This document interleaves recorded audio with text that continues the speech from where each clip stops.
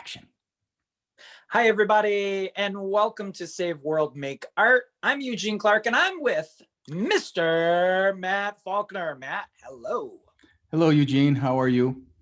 Good. I'm in Oxford. You're in Lake Orion. We're That's right. oh so close, but oh so far away. Yeah. Today, we're going to be focusing on a little bit about what you and I each sort of received our degree in and how we've existed in that realm, but we've moved in and out of it. And for you, that would be illustration. For me, my degree was in fine arts. So we're going to be talking about fine arts versus illustration.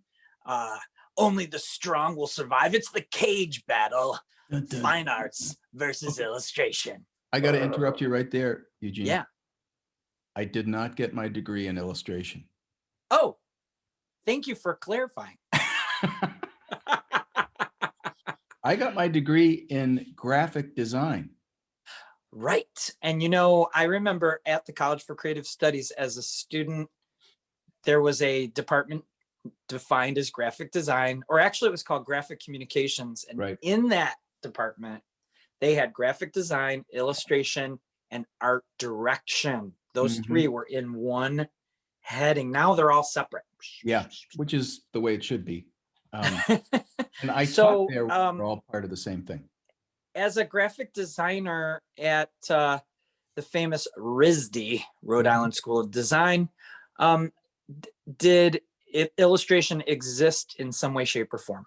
Oh yeah, it was a big department, and there were people there at the time who were kind of they were what do they call them? They were heavies in the illustration industry. One of them, I think he's still alive, was David Macaulay, who wrote Unbuilding and illustrated Unbuilding. So he was a big picture book illustrator. Another guy was who's the guy who did Jumanji, the illustrator. Yes, I'm drawing a blank, but yeah. I know who you're talking about. Yeah, so they were there, and so they were drawing people there, meaning people were going to school because of their reputations and so forth. And I got there and was terrified. I always wanted to be an illustrator, but there were so many better illustrators there than me. And I was like, well, maybe I should just get a job doing something related to creativity. And God bless all the graphic designers, but that's what I thought graphic design was. And that's what I graduated in. So how did you make room for your drawing if you were focusing on graphic design, which doesn't always include a lot of drawing? Yeah, you know, I took illustration courses from some really good, there was one guy named Lester Abrams. So I would every semester or every other semester, I tried to get something. And I even, you know, got one graphic design teacher who taught drawing in a kind of a graphic design way, which was cool. Yeah. That's crazy. I know, what were they thinking? But so I got what I could and got my degree, but I have to be honest, I still have dreams, not in a while, but where I'm like, I'm going up to get my diploma at RISD for graphic design, and I stop and I say, I want this diploma. And I turn around and go back down the stairs, and everybody's like, what are you doing? I'm going back to school. I'm going to go into illustration. And well, it's going to take you another 3 years. How are you going to do it? I don't care. I can't. I want this degree. I want, you know, honestly. Oh my gosh. Degree. Well, I want to bring up a point that I think ties into what you're saying. And that is that as a graphic designer, you can coexist in both illustration world and fine arts world. I've seen your paintings. I'm thinking of one right now. You did this portrait of Gandhi, which is just unbelievable on wood panel. And I just love it. And to me, that's as fine arts as it gets. So, I mean, I know that you as an illustrator work in both genres. But I want to touch on the fact that a couple students in particular, Chris Houghton and Laren Desjarnette, two students that I think both of us had the pleasure of working with at the College for Creative Studies, they were illustration students, and they exist now in a world called entertainment arts, which that didn't really exist as a department at CCS like it does today. There was an animation department, and the animation department didn't really define animation within the entertainment arts world like it does today. So these two guys, as illustrators, without any of that background for their schooling, that's what they do for a living. Chris Right. Houghton with Big City Greens on Disney, and then Laren Desjardins, he does. It's a an animated flick through Netflix, and it's called Central Park. And then he does a whole other set of things for Disney and a lot of Marvel type stuff. So, what do you think about that? How these illustrators? I tell my animation students, they're taking your jobs. Don't let them take your jobs. But how do you feel about that? Well, one of the things I know is that I once heard, and I'm not sure, it's probably like one of these internet facts. I saw it on the internet, but that the percentage of students who went to RISD, and maybe it was just my year, who actually ended up doing the thing that they went to school for was like 25%. I believe that. Okay, so one of the things that I learned at the Rhode Island School of Design, which I credit that place, was you got to be flexible and you got to be honest with yourself. You can't create the way that you'll want to without those two things, honesty and flexibility. So if somebody gets out and they're like, this is not satisfying to me, you know, then go do what you want to do. That's what I did. I got out. I tried to be in advertising in New York City for a little bit, drove me insane. We talked about that. And I found some editors who were like, hey, you can draw. Yeah, make this art. And okay. And then they kept doing it. And then they said, would you like to write a story to go with it? Yeah. Wow. Okay, do that. So absolutely. That's Take, so fascinating. yeah. Well, my degree is in fine arts, and I don't know if people that are listening understand necessarily the difference between fine arts and illustration. Maybe you can kind of figure it out and put the pieces together as we're I talking. was hoping you would. Yeah, well, fine arts is truly the direction you would go if you hear somebody say starving artist, and you think about famous artists that we recognize like Picasso and Van Gogh and those dudes. They, for the most part, they did art for themselves. It sold in galleries, somehow found its way to museums and collectors. There was really nothing more than just their love for creating, and what was created over their lifetimes was really strictly up to them. There was no person, a client or a person commissioning them to say, do this. So I think fine arts truly is rooted sort of in that starving artist category. Doesn't mean you have to starve, and you and I are not starving. In fact, I have my cup of coffee and I just had a couple of shortbread cookies. So I don't want people to think that I'm going hungry. But Shortbread. but what I like about fine arts is that I can control the product. I can control the end result because what I learned as a student was to build a body of work, and you want it to have a cohesive nature so that when people are looking, they see a common thread throughout, and so Mhm. then it represents a particular thing. That is a way of working in fine arts that works really well because over time, with Picasso, you have his cubist period, and then you have his blue period, and and on and on. So But we it's look for still those kind of Picasso. things. With the Van Gogh, he had a lot of landscapes, but then he has a famous series called the Potato Eaters, and not a lot of color. He's painting peasants that really wasn't done up till that point. And so, these are the things that you can think about for fine arts. So for you, talking about your Gandhi painting, I know that you actually have a series of paintings going. Do you want to talk about that? Sure. Well, for me, I had been sort of the whole issue of being an illustrator when I was in college was problematic for me because also in regard to fine arts, because there were people in the school that, and still to this day, will say that fine arts is this up here endeavor of integrity, you're expressing yourself, and that's what's most important. And illustrators take money to draw stuff for other people, and they're quote unquote prostituting their gifts, and this is what I was told. So I had a little chip on my shoulder about what the heck.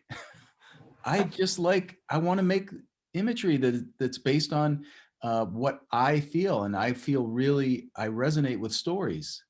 When I paint a Gandhi, I'm painting his face, but I'm painting the feeling that I have about him into that portrait. Is that illustration? I don't know. I don't. Is it fine art? I think that we've come to this place with that too, where anybody who's going to spend a lot of time on that argument trying to say I'm better than because you're all of that, it's just a waste of time. It is. It's a waste of time and energy. I'm just not interested. But I Well, have I have a yeah. Go ahead. I was going to say, when it comes to collectors, curators, and critics who sort of control the art world, if we may, they sort of create the determination as to what's the hierarchy, so Yep. that what makes it into the museum and what's considered art, and then everything else falls under there. So for a while, photography was not in a museum. It was not looked at as fine art.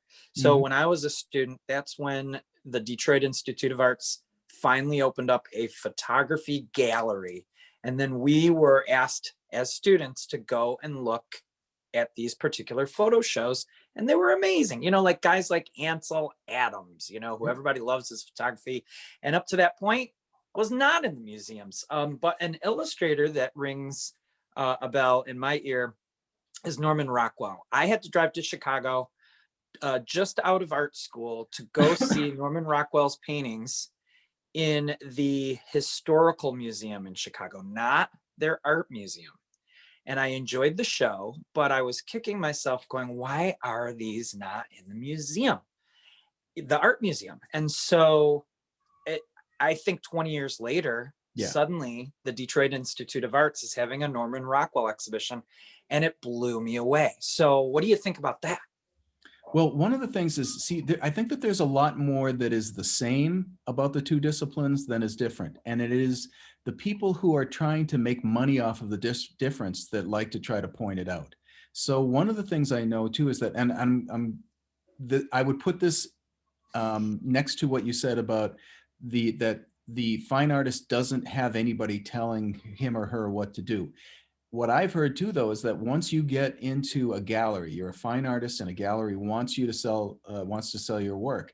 You do a show, they sell out, they're very satisfied with what you've made, which was all based on what you wanted to do. But then the gallery dealer might come to you and say, make a lot of that stuff that you made the last time, because that's sold. So then I'm always like, well, how is that not illustration? That you want me to or the very lowest, not lowest, that's not a good thing. It's the very most craft part of illustration and painting.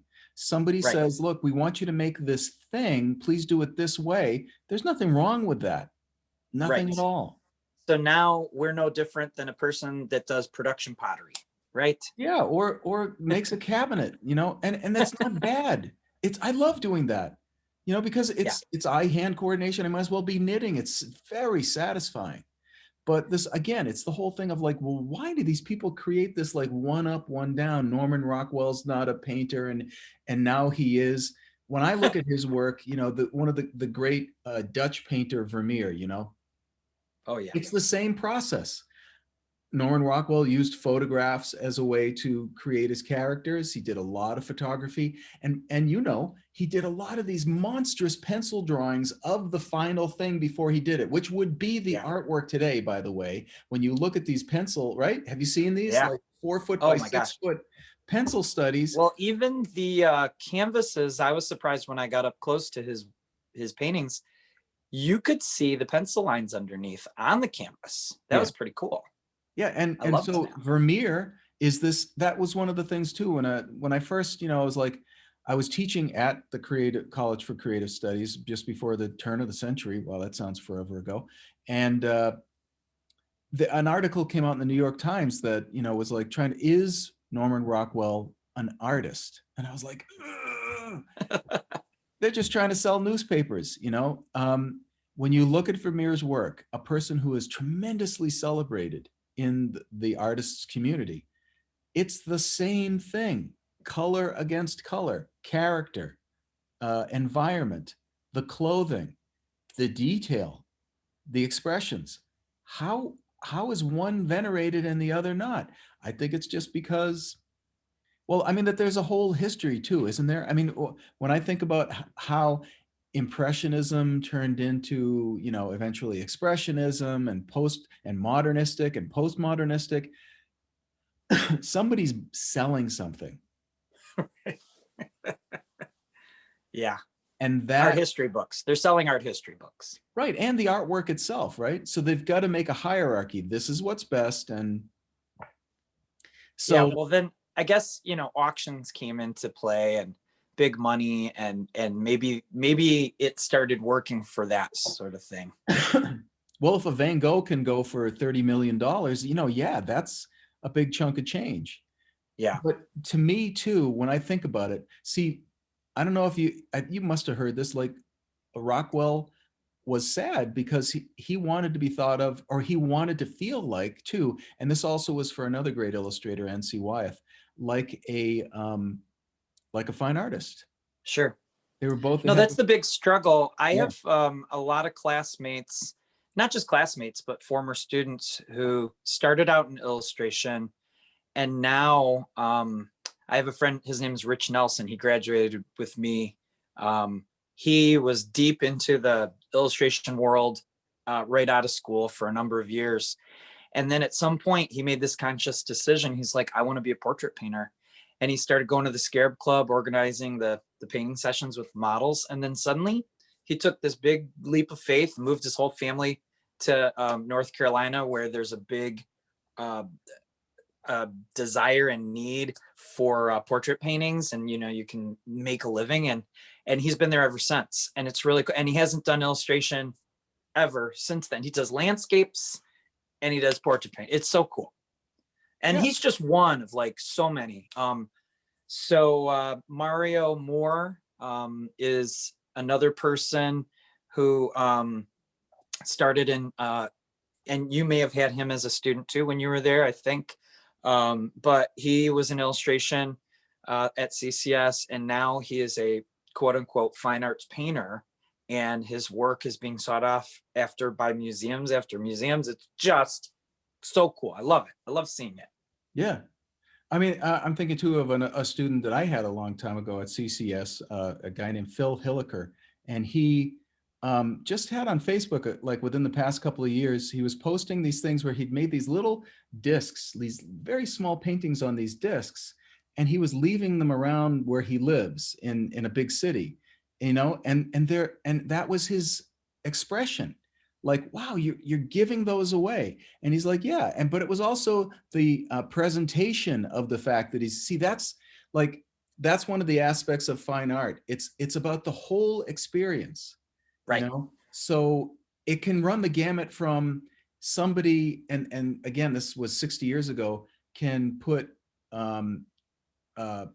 wrap a forest in material and say, this is art. Christo, Right? Or he wrapped a yes. hill, you know, and it's like, wow, Yeah. who told you could do that, right? But And that's, part of the art, because that piece is only in existence for a short period of time. yes, So part of the art is all the preliminary stages of he and his wife, who they were partners, they would have to solicit all of these people that were going to give them the green light, and they'd be turned down, and it would take them 10 years to convince them, you got to do this. And so that's part of the art, was like going through that process. And then the other part was aftermath photography, right? So you have this thing, it's only there for a period of time, now it's gone, but we have these photos yes, to show. And then the other part is, while it's up, how do people react to this thing? Like they wrapped in Germany, the famous Riksdag building.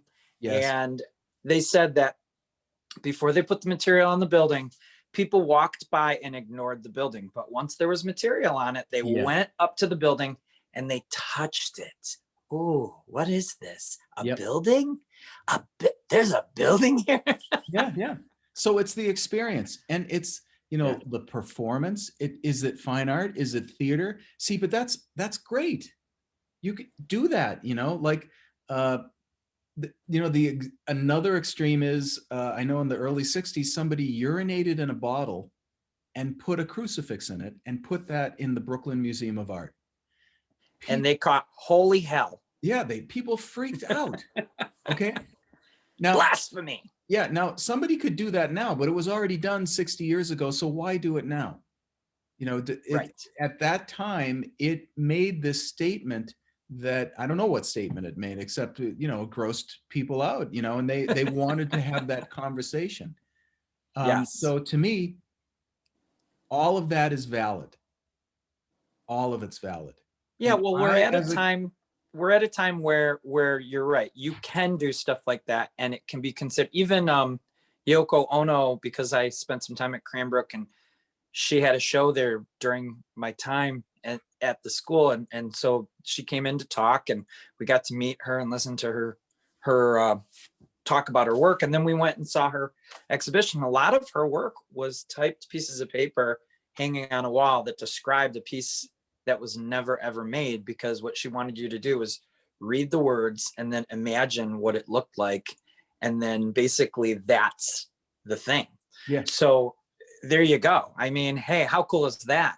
Come yeah, up with and ideas, never have to make them, and get a show out of it. yeah, I mean, well, that, I mean, I remember being at CCS having lunch with the head of the uh, sculpture department, which is a part of the fine arts department. And he said, I have to go because I have a student up there whose his graduate degree project was he'd taken yellow tape and put it all around his studio space. He hadn't really made anything through the whole year, but he just said, "This is my project Ah, I of love it. like making a mess." Yeah. And he had, you know, he's like, and I was like, "What? You can't do that." And he's like, "Yeah, it's frustrating. Uh, I don't want to argue that right now, but I mean, that Yeah. is an aspect of being creative. And if people are going to stop and look at it, then it is art. If not, then you do something else, you know?" Well, I always tell my students that when you're studying to be an artist, if that's going to be your profession, you have the best job in the world, because our job solely is to cause people to think and ask questions. How cool is that? Yeah. You know, we're here to provoke thought and ideas about things. Yeah. And well, exactly. And we get to, you know, get it stuff up to our elbows in stuff, you know, like I love the materials I use, right? How does this, where's the bad part of this job, you know, when Yeah. so we have come nearly, we are now at the end of our Yes. talk, but we're going to get back to this, probably talk Yeah. some more about it, maybe even next week, but we do want to bring up the It was a fact that, great banter. I loved it. yeah, back and forth. Eugene, we're putting together a course. What are we going to call it? I think it's called creature design. Creature design? No, No. character creation. Or are we calling it character character creation. I love that title. How did you come up with that? I don't know. Um, it might be one of those. We almost have it all put together, or we're working on it. As soon as we get everything set up electronically, we'll have a description of the course. In short, what it's going to be is it's 2-week course, 2 days a week. So you're going to do 4 days total, and you'll get a chance to work with Eugene and myself developing a character, going through the process of developing the physicality of the character, the anatomy of the character. Is it based on human anatomy, dinosaur anatomy, bug anatomy? You know, you will figure that out. And then with me, we're going to start to talk about putting that character into a story, and how do we actually activate that character in the environment that it's in, and what's the character wearing, and so forth. So 2 weeks, it's a real quick course. You're going to get immersed in college level, you know, high end, high octane material. Look for it down in the stuff underneath here in the Description. description of the, and the link will be there. And yeah, think about it. I think that they'd have a good time working with us on this. Who is this for, Matt? I mean, what ages, what level are we looking for? Oh, I don't think we have any limit on level. I don't think that, I think that it would probably be best if it starts at least with people who are like 16 years old, serious, like they think they want to go to, maybe want to go to art school. But it's not limited, but age-wise, probably be 16 would be the youngest, maybe. Okay. We'll consider anybody. If there's somebody's real serious and they're 10, well, we're not going to say no, but And then people that are in college are invited, but then what about people that, maybe they didn't get a degree in art, but they work on their own work because they just love it and they consider themselves artists and they want to dive into this world of character creation. Could they take it? yeah, absolutely. That's what this is Awesome. for. Awesome. Yeah. Anybody who wants in on this, what we're doing, what we're talking about, we're making a community, and yeah, it's our job. So we're going to charge you to learn some of these things. We're going to share stuff with you, some hints, materials, methods, thinking process, and you're going to like it. So look for the link below. We'll get it there as soon as we got it up and ready. Yay. Well, I can't wait. Thank you, Mr. Matt Faulkner. Thank you, Mr. Eugene Clark. Do you want to hit the outgoing credit music, the theme song? Why, yes. Matt and Eugene save world, make art. Okay, wait, it's got to be like a Hawaii 5-0, I got to have that in there. I love that. Save world, make art. Matt and Eugene. Gotta